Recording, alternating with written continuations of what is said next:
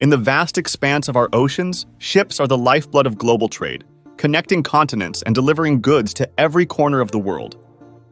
But beneath the surface lies a hidden threat: alien invasive species.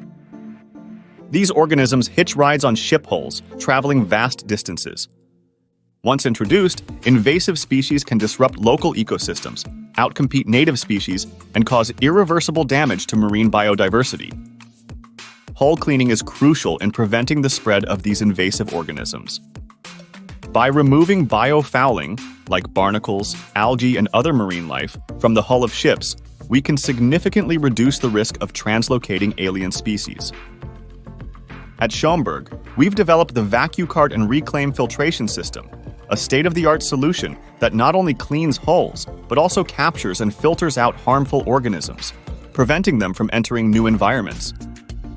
Our system meets international standards, ensuring marine protection while maintaining the efficiency and effectiveness of hull cleaning operations.